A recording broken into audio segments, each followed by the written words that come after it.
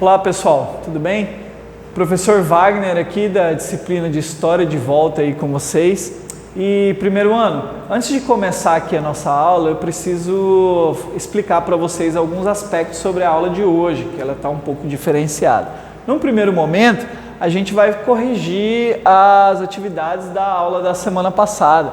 As atividades da aula da semana passada estão baseadas na unidade 8, que foi a unidade que a gente começou a trabalhar na última aula. Está aqui ó, a capa da unidade para vocês, Roma Antiga, Formação do Mundo Romano, unidade 8, que é as atividades da semana passada que a gente vai corrigir. E corrigindo as atividades, a gente faz aí uma revisão, né, dos aspectos que a gente viu na última aula e, enfim, é importante para a gente relembrar o que tem sido trabalhado dentro da unidade 8, ok? Primeiro ano, essa é a primeira parte da aula. Na segunda parte da aula, eu separei aí para vocês uma revisão para vocês fazerem a trilha que está marcada aí para o dia de hoje, dia 19, ok? Então a gente vai corrigir as atividades aqui agora baseadas na unidade 8 e aí a gente entra na revisão para a trilha que está baseada em outra unidade, que a gente vai ver aqui conforme depois que a gente corrigir as atividades, ok? Primeiro ano, então vamos lá corrigir as nossas atividades da unidade 8 da semana passada e aproveitar já para relembrar o que a gente vem trabalhando, ok? Então vamos lá. A primeira questão, como vimos na videoaula da semana passada, uma civilização forte culturalmente se desenvolveu e se estabeleceu na região do Mar Mediterrâneo. Qual foi essa civilização? Ou seja, nessa questão é para você entender que a gente está trabalhando outra civilização agora na unidade 8. Qual civilização é essa? Está aqui, a resposta é a letra C, a civilização romana ou Roma Antiga, como você quiser chamar, ok? Então marcou a letra C aí, ok? Vamos para a próxima.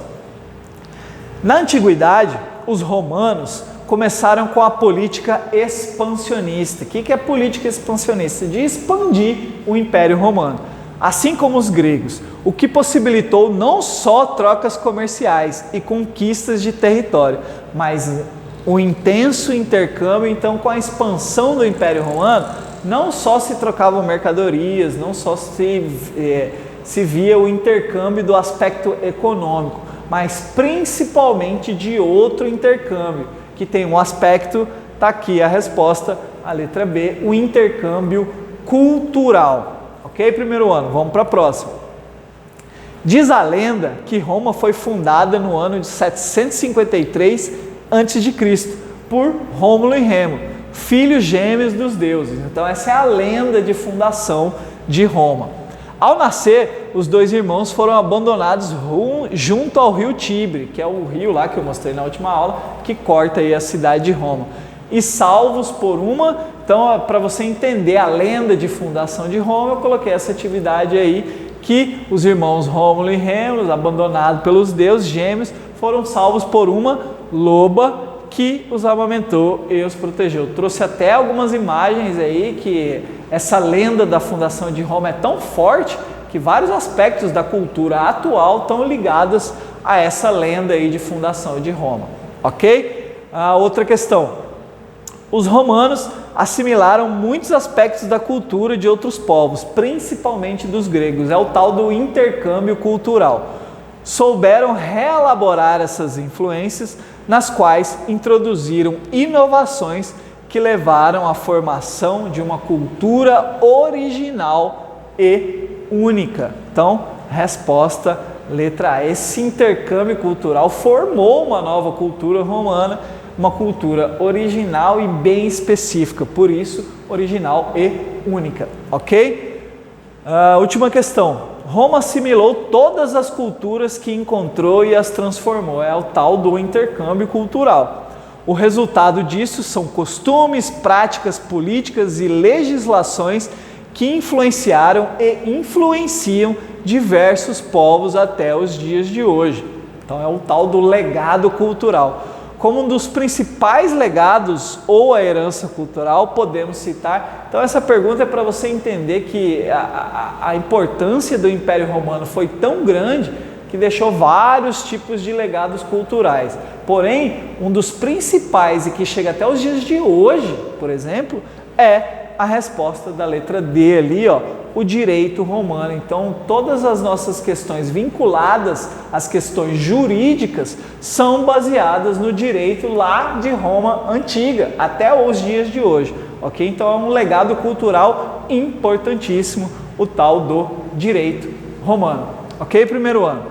Com essa última questão aqui, a gente termina a correção das atividades e aproveitamos aí, né, para rever alguns aspectos que a gente trabalhou na unidade de Roma Antiga. Espero que vocês tenham se saído bem aí, acertado ao máximo. E agora vamos para a nossa segunda parte da aula. Eu preciso que vocês prestem muita atenção. Primeiro ano é o seguinte, primeiro aspecto aí para a gente prestar bastante atenção. Essa aqui é a nossa revisão para a trilha no dia de hoje, dia 19. Eu preparei aí a trilha para vocês, ou escolhi dentre as várias possibilidades, a unidade 6 da apostila. Então, primeiro ano, prestem atenção no que eu estou falando. A trilha vai estar não baseada na unidade 7, unidade 8 que a gente viu nas últimas aulas. A trilha vai estar baseada na unidade 6. Está aqui a capa da unidade 6 para vocês. A nossa trilha vai estar baseada na unidade 6, que é a Grécia Antiga. Formação do mundo grego, ok? Então, dentro da unidade 6, eu trouxe alguns aspectos aí que a gente precisa rever para que vocês fiquem tranquilos aí, se sintam à vontade para fazer a trilha aí de forma sossegada. Professor, por que a unidade 6? É justamente por isso. Como é uma unidade que a gente já fechou, a gente começou, desenvolveu e concluiu a unidade 6, eu acho que é a unidade aí que mais dá possibilidades para vocês fazerem a trilha de forma tranquila, já que ela vale pontuação, ok? Então, primeiro ano, 4 aspectos aí que a gente vai ver da unidade 6, eu elenquei aqui os principais, mas é fundamental que conforme a gente for avançando aqui na revisão, você esteja aí com a apostila junto com vocês, na unidade 6, para que você leia toda essa unidade. Então é isso, leia toda a unidade 6 e na videoaula aqui eu trouxe 4 principais pontos, mas não são só esses pontos, por isso que você tem que trabalhar a unidade 6 aí de forma completa, como a gente já fez. Então, os 4 principais pontos para a nossa revisão da trilha de hoje, eu quero que vocês prestem atenção nesses 4 pontos. A origem do povo e da própria sociedade grega. Então, se na unidade 6 a gente está estudando a formação do mundo grego, eu preciso entender de onde esse povo veio. Então, a origem do povo grego e da sociedade. Ok? O segundo ponto, definir o que é uma cidade-estado. É um aspecto aí que a gente já trabalhou bastante tempo, aí quase que a unidade 6 inteira, a gente bateu muito duro aí na questão para definir o que é uma cidade-estado, e é o que a gente vai rever hoje. 2 principais cidades-estado da Grécia Antiga, Atenas e Esparta, e um dos principais legados culturais que a Grécia trouxe até os dias de hoje, que é a tal da democracia ateniense. Ok? Então vamos lá para a nossa revisão. Origem do povo e da sociedade grega. Bom, eu trouxe aqui slides que não vão ter imagens, então eu preciso muito da atenção de vocês, porque a gente vai ler e interpretar junto esses aspectos, ok? Em termos geográficos, notamos que a Grécia Antiga se formou em um território extremamente acidentado. Lembra dos vários e vários mapas sobre a Grécia que eu trouxe para vocês? E composto por uma região continental e outra insular. Então, aspectos geográficos. Por meio de tais elementos, percebe-se que vários povos ocuparam a Península Balcânica, que é onde está o território grego. E por conta do terreno acidentário, desenvolveram culturas bastante variadas, ok? Além disso, é importante salientar que o mundo grego se compõe por diferentes tempos históricos, tendo seu início aproximado em 2000 anos antes de Cristo. Entre os anos 1400 e 800 antes de Cristo, O período homérico relata a chegada de outros povos formadores da Grécia Antiga. Então, para entender a formação, a origem do povo e da sociedade grega, você tem que entender que por conta do território acidentado, da geografia acidentada do território, existiu a possibilidade de vários povos irem se encontrando dentro da Península Balcânica.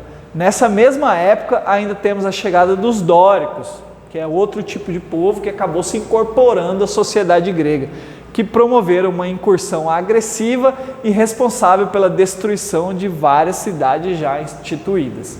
Ok? Então tá aí a origem e a formação do povo e da sociedade grega.